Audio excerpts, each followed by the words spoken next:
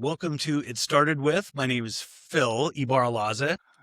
John Rushworth, and we have Mike Glasser today on the It All Started With podcast. Thank you so much, Mike, for coming on today. Tell us a little bit about how it all started, where it started, and what you're doing today. So, yeah, Mike Glasser, thanks for joining us. Pleasure. Where it all started, well, that's way too complicated. But currently, I'm running a nonprofit that I started a year and a half ago. Before that, I was the CEO of a couple companies that sold, and I had some time when I was 51 years old to figure out what I wanted to do when I grew up. And to truncate the story, I started the nonprofit to try to give back because 28 years of working and being in survival mode and take, I realized pretty quickly when you have a lot of time to think about this stuff that there's much more to the world than a bank account. And it comes down to relationships and people. And then I reflected as when I was a child of the critical moments in my path where I had a lot of people that influenced me in a very positive manner, really kept me out of trouble and from doing something catastrophic. So here I am running this youth experience sponsorship where we sponsor motivated yet under-resourced youth by eliminating financial barriers to experiences in athletics, arts, education, or anything else. I like to say it's unrestricted youth scripted experiences. We want to support the kid with what they want to do. We want to meet the families where they're at. Remove the financial barriers so they can engage in an experience or experiences. Walk alongside the journey with them, and then support them for years to come through our sponsorship renewals and or our championship network of local experts. Awesome. That's great to hear. I mean, it sounds like you've had a few different starts. Yes. Right? So a few chapters to the book of Mike so far. And this one is youth experience sponsorship, where you're helping the youth out in an incredible way. Tell us a little bit about what came before that, in a little more detail, and maybe where your drive comes from. Whew. Well, yeah, you mentioned a couple of people that were influential to you when you were a youth that helped kind of guide you. Is there anything that stands out? Oh, there's like, well, too many to count, but there's some critical ones. I'd say probably the most impactful one was a teacher that basically called a conference with both my parents, the principal, the vice principal, and said, "You have a very smart kid here. He's talented, but I'm going to throw him out of school and ruin his life if he doesn't get his together." And that was like, wow. And it was super impactful. So she just woke me up a little bit. What year was that? I was 14. That was freshman year of high school. High school. Yeah. It was crazy. Well, it was weird because I think we're of a similar age, and there was a lot. I just remember at the time, parents were being told, "Don't let your kids run your life," and I think there was a lot of, I don't know, too much leash being given out to kids at the time. Was one way to put it. We were latchkey kids. We had a leash. We had a long leash. Yeah. It was go out after school. Don't be home. Get home at whichever's first. Dinner time is at 6, or if it's dark, and then if it's light after 6, go out and be home at dark. Right. And I loved every bit of it. And used it. We were able to get into a little. There's a lack of guidance too. Yeah, but I mean, I had a family that loved me, which I'm very lucky. 2 parents and a sister who took care of me. Again, kept me kind of in check because a lot of kids nowadays don't have that. There are a lot of broken families, single parent, foster kids, adopted kids. I mean, it's complicated. So I actually had people to ground me in my life, and some of the kids today don't. So we're just trying to help them out by giving them exposure to experiences, and at a minimum, they can have a good day. Maybe they learn something. Maybe they build some confidence. Maybe sense of agency. Maybe realize relationships and community is really important, and then just live more impactful, productive lives. Well, I think for a lot of kids, and speaking of my kids as part of it, a lot of things feel closed to them that aren't. Correct. And it's just a matter of drive, or it's a matter of having a purpose, or just that you belong. That and access. Well, access comes second, which is where you come in. Right. And belongings, it's interesting that you say that, because becoming part of something is incredibly powerful. And when I look back on my childhood, I don't know when, at the time, I didn't realize how impactful it was till after being on the wrestling team, the teacher at school, having an actual friend, having a parent that loved you when you needed it. Like, you can't really explain these moments. And there's so many others that really impact me forever. And it's just, we don't claim that we can create those experiences, but what we're trying to do is provide an experience so that they can at least experience something to become someone. And hopefully in the future, they realize, wow, yes was a huge part of who I am today and has driven me or helped me do what I want to do. So that's that's great. So you're developing youth, and then break down the business just a little bit. Like, what different tentacles do you have with your business? As we're business people, Sparkwood Marketing is my digital marketing company. It's, I'm curious about the business side. So you're helping the youth. How do you help the youth, and what experiences are available to the youth?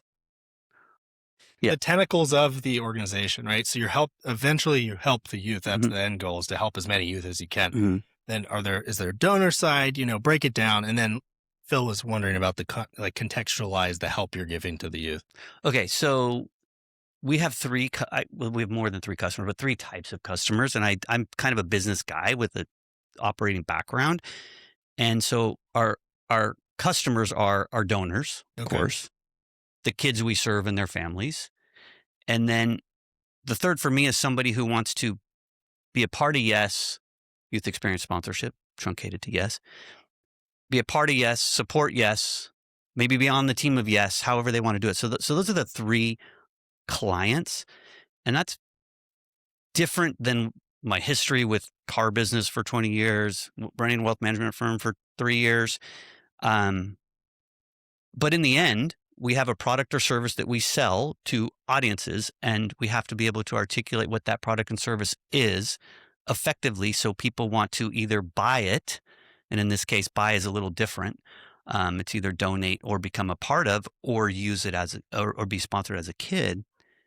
But they either have to want to buy it or be a part of it, and that's my audience. Okay. And so, if you're buying it or being a part of it, break that down. What does that actually mean? Okay. The donor piece, and then people who can give experiences to the youth. Is that right?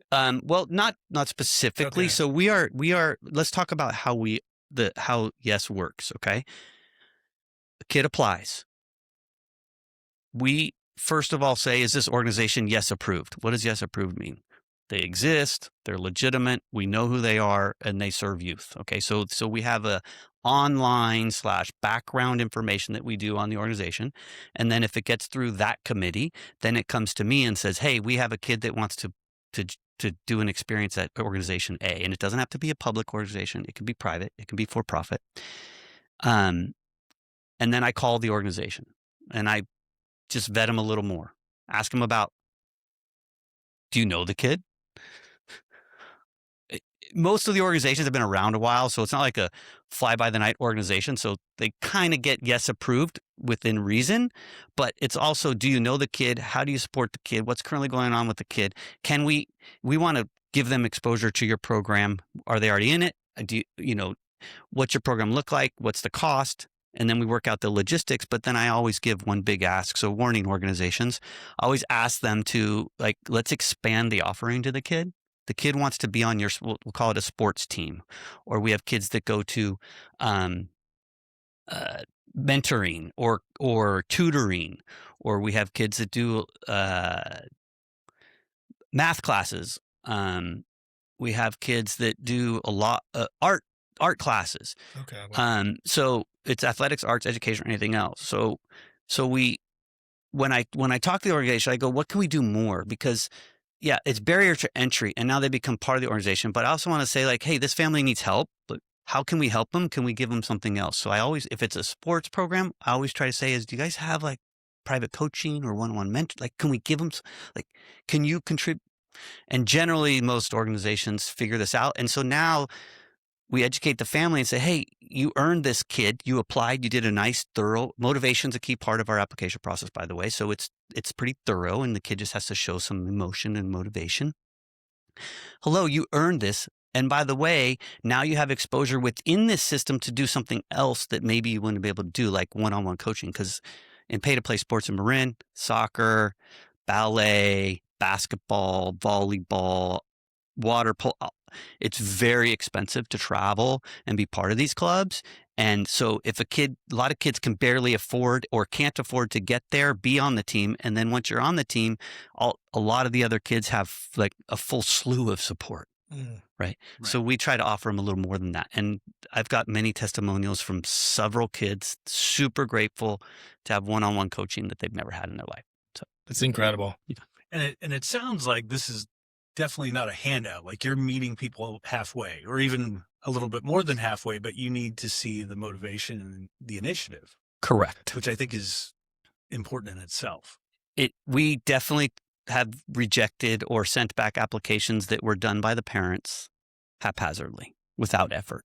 And is it sort of like a scholarship process as far as how people apply, or or they partner with an organization to do that? No, they apply to us. It's an application like a scholarship. I mean, we call it sponsorship, but it's ultimately a scholarship model. Right. So how long will you work with a kid, say a kid who is passionate about baseball and wants some special coaching, or a math student that's promising but just doesn't have access to math competitions? Or like, how is it a one-time thing, or do you follow them through their journey from maybe when does it start? Middle school, high school, college, So we think that motivation, the kids probably need to be, right now our guidelines are around 10 or older. Okay. We have made exceptions a little younger, depending on the application, because motivation is a key part. And then it is a one-time application, but we educate them and say, this is renewable. And if they become part of it and they show motivation and gratitude and not really gratitude, but just reflection is a better word. Or humility. Humility. Yeah, just kind of reflecting like they earned, it's part of, and they're grateful and they learned something and they want to do it again. Like when they apply, I send them all a video that basically says, hey, you earned this, take advantage of it. And then if you take advantage of it, we're here to walk with you. So they can renew it and or expand it. But here's here's the problem that we're facing. Application count increase, therefore limitations on amount per kid, and limitations on amount per organization, and limitations on how many years. Like you can do the math. If we have 53 kids now or 54 sponsored and they all renew next year and we get 54 more, and then they all you've heard about a penny a day in 64 is like what, tens of millions of dollars, right? So it just compounds. So this is what we're currently dealing with. So the answer is, for the fiscal sponsorship, we expect to renew, expand. We expect to give, renew, and expand on the current year and hopefully future years. We may have to put limitations based on how much funds we have. I mean, we don't know that. So that's on the pain. But we also have what was called the Championship Network, which is currently at 14 people. And that's local experts in their field that believe in our mission. They sign their hat. They sign a contract to be part of YES. And we don't know how they're going to impact these kids in the future, but just one more time for youth experience sponsorship. Yeah. And we don't know when or how these adults will be able to impact these kids, but we know they're part of the kids network, part of YES network, and they have a network. So when families need stuff, they can reach out and we might be able to refer and or help them. So for example, we have math tutor, a couple professional athletes, local business people, college placement counselor, and we will interview anybody who is a local who believes in our mission, who's really good at what they do. And I always say, I still want like the best mom to apply. I love it. Right? I want the best mom to be part of it. And that's who they are. They're our mom champion. I love that. Haven't got it yet. I haven't really asked for it very much, but point is, it can be anybody who shares the mission or the passion or the vision and wants to be part of it. And you never know what comes up with these kids. I've mentored a lot of 18 to 22-year-olds how to get jobs, and you just never know like how you can help them or who you can refer. It just is just goofy how networking, as we know, works. And so that's what the Championship Network is for. Okay. Wow. That's impressive. So how long have you been running a youth experience sponsorship? Because you said you have 50 something students, 14 people in that other network. How long has this been going on? We got approved in April of 24. Okay. So you work pretty quick. And well, what's interesting is I was told by the very, I guess say the best. Stop dragging your ass over there. The best nonprofit firm in the Bay Area that I hired to set up the nonprofit, they told me it was a 9-month process to get approved, to become a 501c3, which means all donations are tax deductible. So, but I said, there's got to be a faster way. There's got to be. And she said, well, if you do this, you might be able to do faster. So I did it.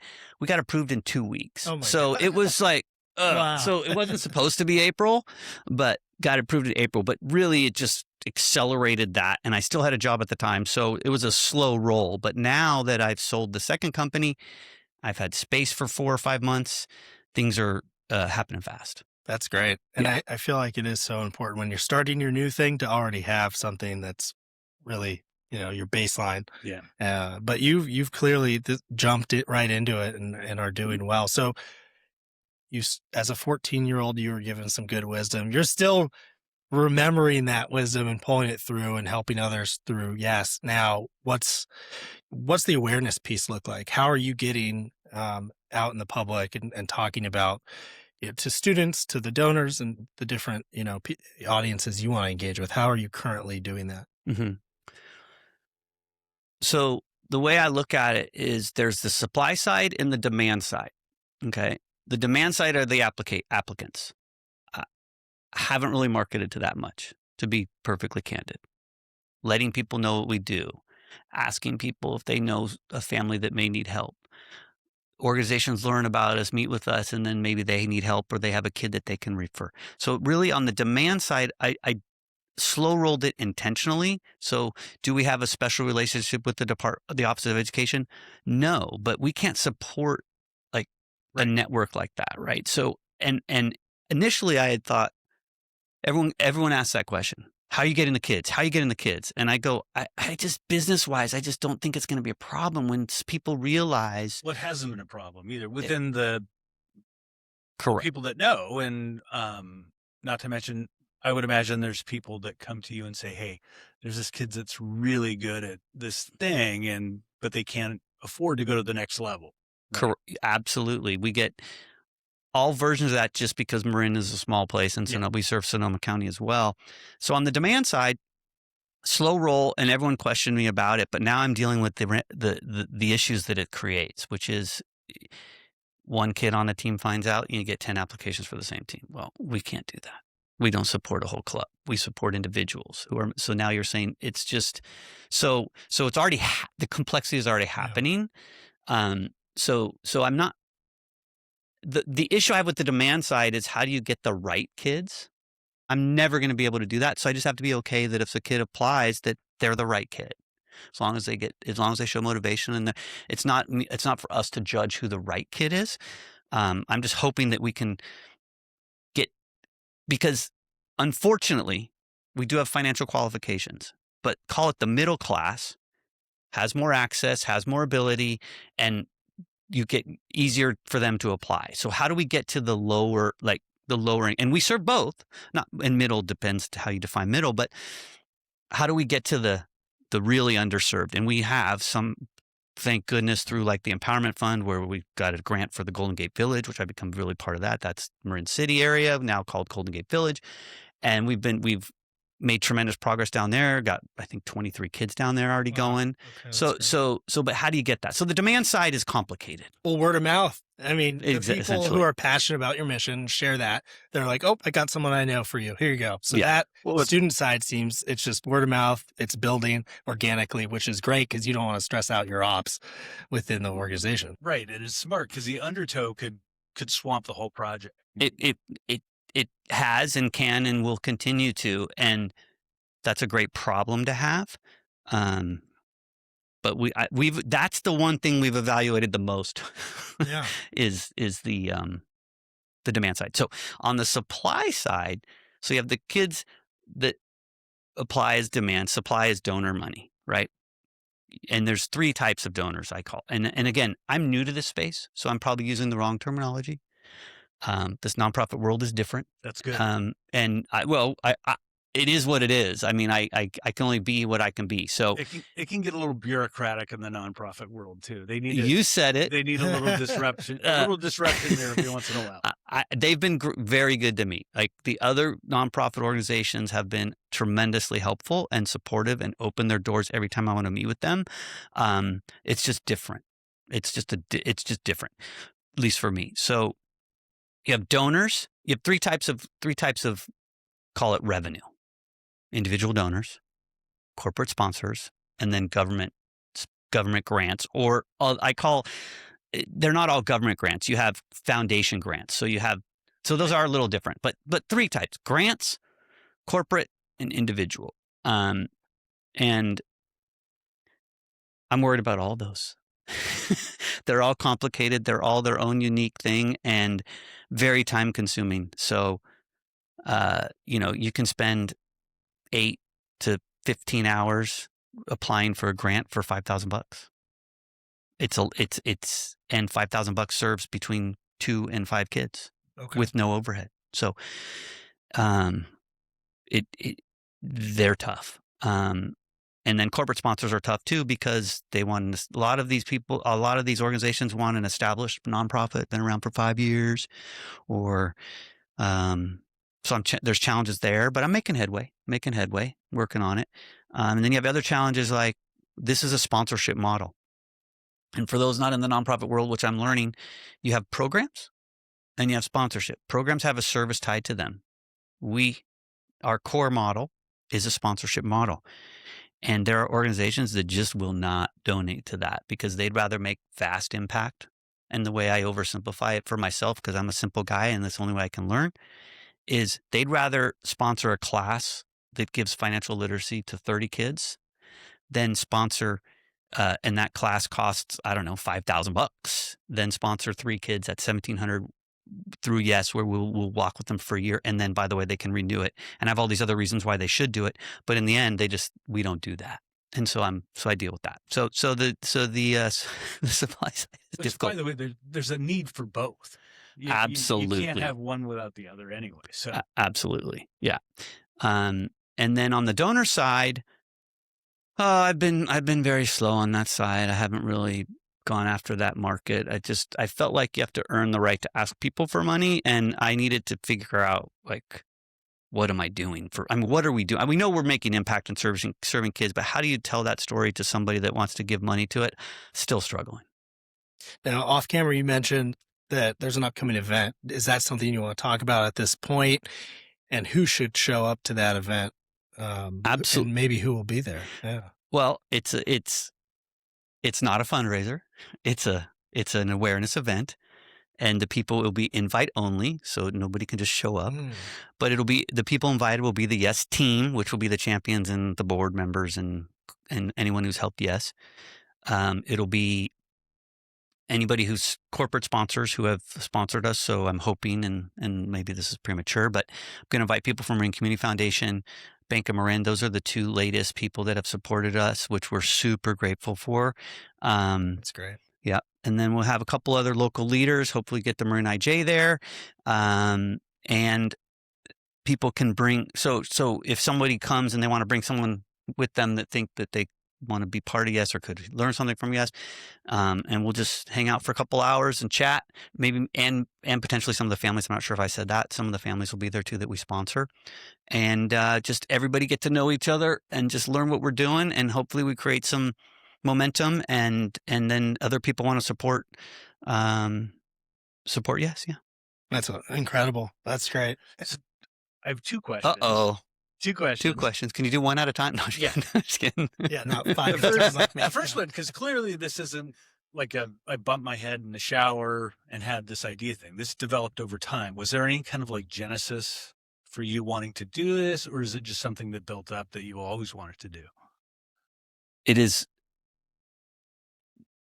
the genesis. It came. Did something happen, or? Well, I sold my business. And then I was supposedly not retired, but didn't have to work for a while or for a long while if I lived within my means. And I was miserable, absolutely miserable. I mean, how many times can you play golf by yourself? because everyone else is working. Right? Besides that, and But so not that, but it's like it's you fall.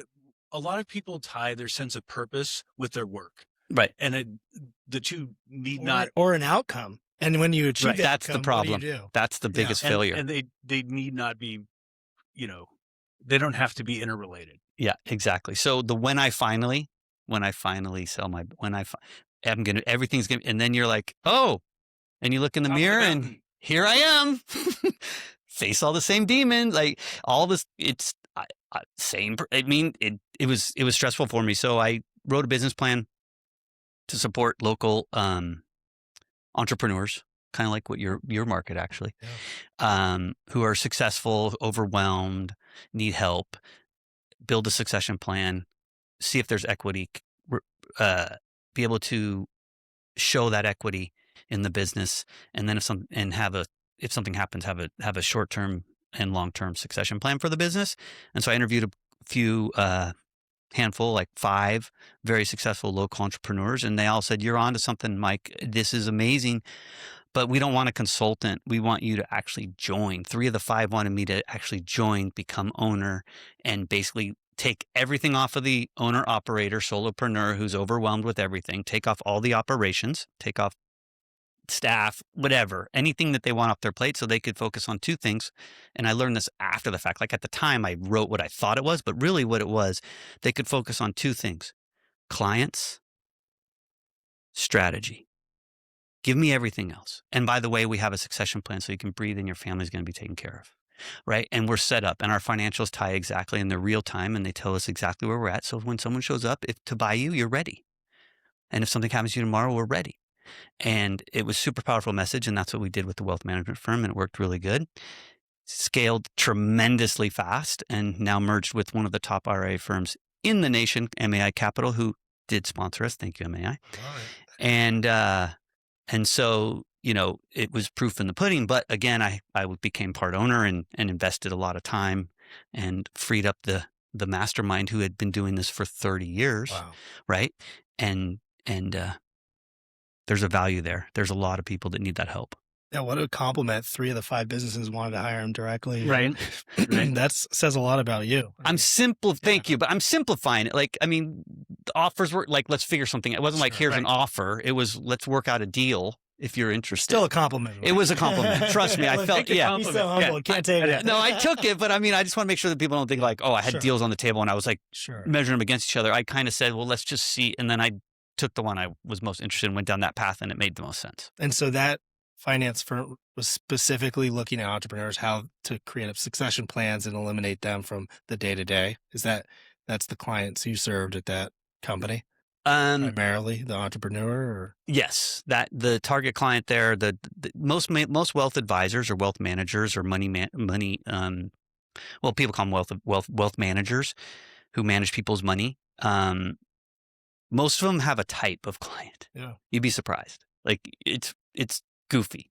And maybe there's 3 types, but they all are kind of the same. And yes, his market was the owner operator, make it on your own, did it yourself, person next door, a lot of first generation US, just hardworking, the person next door who either worked really hard and did well or happened to be in the tech space. And that's been pretty good to the Bay Area over time. Yeah, absolutely. Okay, so question number 2. Uh-huh. Is there a kid that sticks out to you that might be unfair? Or who was the first kid that went through that Yes kind of sponsored? First kid is a complicated story. Usually is. Yeah, which is coincidental. I don't know. It's just, foster kid.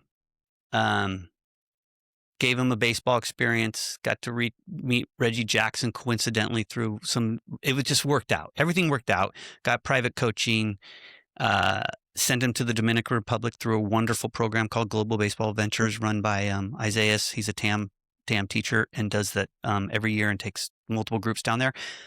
And then, so that's the first kid, Kevin. And there's way more to the story, but Yeah. I unfortunately, because he's a foster child, I can't really disclose a lot of Right. the other Sure. components But about the what it situation. means to you too about seeing the viability, Yeah. especially it sounds like out of the gate, it was a big success. Well, yeah. I mean, luckily. And making a difference to a kid. Success Exactly. doesn't mean that they turn into an all-star baseball player. It means that you're changing their life. You're giving them confidence to believe in themselves Exactly. and give them agency. And so That's and I have this chart in my brain that I can't seem to get onto a piece of paper, but it represents social impact on the x-axis, GDP contribution on the y, and it's some combination of, there's dots everywhere, and every kid is somewhere in that. They're either going to be a contributor financially or not, and they're either going to contribute socially or not, or less or more. And you can call it a scale from 0 to 10 on both. And they're somewhere in this matrix. And all we want to do is bump them up a little, bump them to the right. And hopefully they can do that. And eventually they can, blast off. Whatever that might be for them. Exactly. Yeah. So and for all of us, I mean, I was involved in the PTA for several years. And the truth is that if you care about your children, you've got to care a certain amount about everybody's children. Exactly. Absolutely. It takes a tribe, right? Because they're all going to live in the world together, Yeah. It's complicated. Okay. So the upcoming event in May, right? Yes. Mm-hmm. And, We got that. Yeah, let's get all the deets. And what else do you want to, disclose, talk about? Well, yes. Where do we find? Yes. Online. YouthexperienceSponsorship.org. Is there a newsletter people can sign up for? Absolutely. Okay. Oh, nice. We've sent exactly one out. One email. It's not a very dynamic, robust process. We're working on that. But again, that's how things start, for me to be able to tell my message, I have to be confident in my message. And for me to get confidence takes a long time. It's just the way I am. And when I let people know what I'm doing that aren't in my immediate circle, I have to be confident, or I just feel like it's just weird. So it's been a slow roll. But yes, there is a newsletter for them to sign up for. They might not get something for a couple months. Yeah. Right. But and then there's the event. So yeah, we have the event, which we're super grateful for.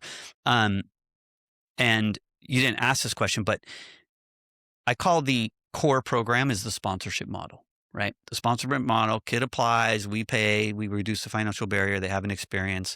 We hope that to walk them through the experience and they can enhance the experience and learn something from the experience, and then it can reapply and become part of our YES community, and hopefully we help them for years to come if they're engaged. That's the core program. I also have another program called Leveling the Playing Field. Been very fortunate to have Bridget Moran joined me. And yes, which is amazing. And she's been in the county for a long time and understands nonprofits. And she had a desire to help the same underserved kids, but she wanted to bring them a more comprehensive sports package, call it. And we can only do so much per kid. And what she wants to do is give them a full service, which means the registration fees, equipment, training, education, if it makes sense, whatever for a comprehensive sports experience. So we have that program as well. And we have an awesome video that we just did for it. It's coming out. So Leveling the Playing Field is trying to level the playing field in athletics, mainly soccer and volleyball for now, for the under-resourced youth, and give them exposure and hopefully, I mean, everyone measures like go to college. I think that's really important. But it's not the answer, right? The answer is give them the opportunity to play and participate at a higher level with confidence and have the resources that a lot of the other kids in Marin have that most of the kids don't, actually. Whom you're supporting. Yeah. Love that. Okay. Awesome, Mike.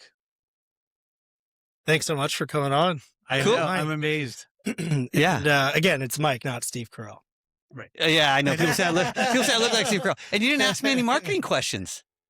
Well, I alluded to it in the newsletter. We're over for time, which is great, by the way. Yeah. I don't commit to times. Yeah. When I podcast. Yeah. So what do you have any meat for the marketing segment? I didn't well, want to go too hard. no, on it. bring it on. No, I want to help. Give That's us what your like business three is. obvious tips for like good marketing. Oh my God. Well, I think the most Mike's top three. Oh gosh. I think the most underrated, or at least not articulated, or maybe I just missed it my whole life, and it's probably some combination of the three, is excellent client service and delivery.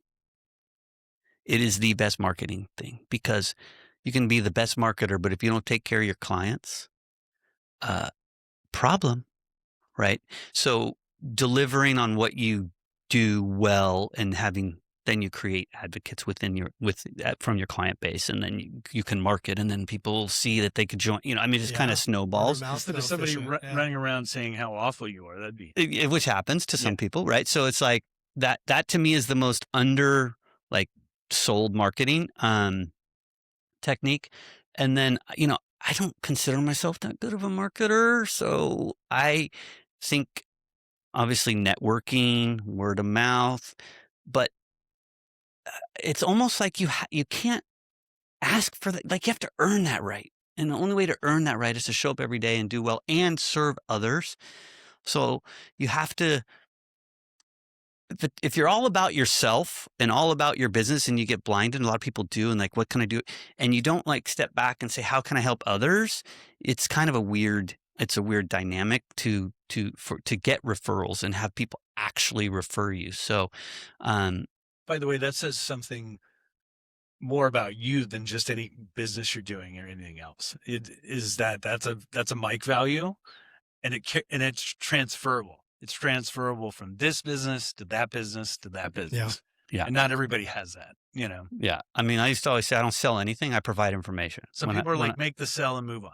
Yeah. And that's, and you get your best customers when you have problems with them. Actually, they have an issue and you take care of them above and beyond. They become your super advocates. So that's another thing. But again, that's not really marketing. That's just taking care of business in an ethical, correct manner. I mean, it's just 2026. surprise and delight. Wow, the customer. Go above and beyond. Yeah. Yeah. And then, I got my two biggest referrals, or we'll call it referrals, meaning essentially donors or relationships, from people I didn't know. It was somebody who knew them, which that to me was super powerful, right? Somebody that I knew referred somebody that I'd never known. And that person became a very key part of Yes, and a huge supporter, and, helped launch us. And why that happened, I mean, I don't, but obviously with my immediate network or my immediate client base, I know this is a nonprofit, but still my clients, take care of them, deliver on a daily basis, try to figure out a way to serve them as well with authenticity. It can't just be like some out of the box service. Like, you have to connect with each client, understand who they are, and how can you help them. And a lot of times you just help them, and that's fine. And you don't get anything out of it. But sometimes you get these other things. And in the end, if you're not being authentic about it, you're going to get nothing anyway. Yeah, exactly. So, yeah. Yep. I mean, that's so true. Provide excellent service, and everything else kind of snowballs, and it's more natural, authentic to who you are, what the business is all about. Right. So when they click from your ads, they see what you're doing through testimonials or whatever. Like, they get to the website or whatever, and you have it, you're prepared, and you have an arsenal of information for them. The first piece, the authenticity and being genuine, that click through goes away. Right. And conversion is not. Conversion is zero. Yeah. You have to service the lead before you get the leads ramped up. And I think the word for that is reputation. Yeah. Totally. Yeah. Exactly. And word of mouth, offline, online. I post or I like something that you've posted. All of my network that is relevant will see that. Right. And they're not yet directly, follower of your page. But so, yeah, I mean, it really, it makes sense, the approach you're taking. Yeah. Want to know the worst marketing thing I ever did? Let's hear it. I do. Asking before you earn the right to ask. Absolutely the most awkward. Everyone knows when you meet with them, the ask is coming. Generally, especially if you're asking for money, right? You meet with someone, they're you're going to ask me for money, right?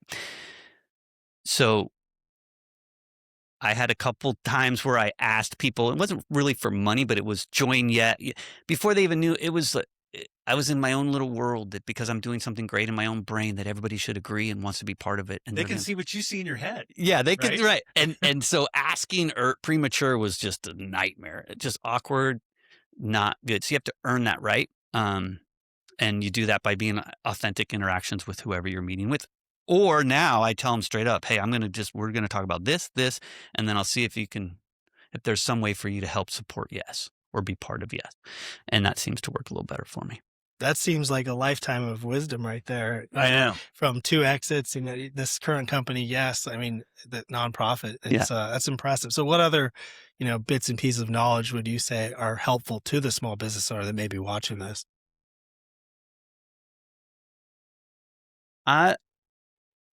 You don't have to be great at more than 1 or 2 things. And I think that applies to everything, not just a small business person. I think that applies to young people as well. I think that everyone's worried about getting a job, getting the right job, doing the right thing. I got to do what they want. Well, no, you need to know who you are and where you fit in this complicated world and what your actual value is and what you're good at. And you have to be able to articulate it to all audiences. Oh, and by the way, it's called your personal story. Like, figure it out. When I was in high school, this happened, then in college, then this, and now in this business, and have your story together. And then depending on your audience, be able to tailor that to that audience, because you never know when that opportunity comes up, who you're in front of, and they could be the best power partner, the best networker, could be your future boss. They could own a company, want you to help start. I mean, there's so many things, but if you don't have that dialed, you're going to miss so many opportunities, and it has to be authentic, and you have to be able to know when to press on it with somebody. And I think our younger generation and most people just miss that, and they're just trying to force whatever, and they're not prepared. And I mentored, like I said, a couple kids, more than a handful of kids to try to help them get jobs and stuff. And I always say, practice your story, and then think of who your audiences are, and then see how your story changes, and then practice that. And when you're done, practice it 10 more times and have it down to 1 or 2 or 3 minutes, depending what it is. And guess what? People will come to you, flock to you, want to help you, especially as a young person. So I know you asked about small business, but to me, that's like the number. Like, if I was to tell one kid, get great at something, master your story, and then eventually you'll have the right to do what matters to you. Like, but you kind of have to earn that right. Like, there's this mentality now, oh, do what your passion. And I think that's great. But when you're 22 years old and you're trying to get a job, your passion is probably 3rd, right? Or 4th. Like, but if it matters, see, here's a difference. It's a subtle difference. But if it matters to you, or you can see value in being part of this firm that serves something that matters, like, it doesn't have to be your ultimate passion, but find something that matters with what you're doing, and let that drive you, and then you can blossom with where you're at. Wow, that's incredible. Awesome. Thank you so much, Mike. Yeah, you made my day better. I mean, you made everything better. Wow. And I love The Office, by the way. It was fantastic. Right. Appreciate you coming on the pod. Thanks, Mike. Oh, no, it's great. This is awesome. Thank you both so much. We'll put all the stuff in the show notes too, on how to get in touch with Yes, and if anybody's interested. That'd be great. And best of luck with, youth experience sponsorship. Thank you, Mike, for coming on. Look forward to more. Awesome. Thanks. Thank you both. Thanks for listening to our show. You can find It All Started With wherever you get your podcasts. If you got anything out of the show, we would appreciate a like or thumbs up. Thanks again, and we will see you next time.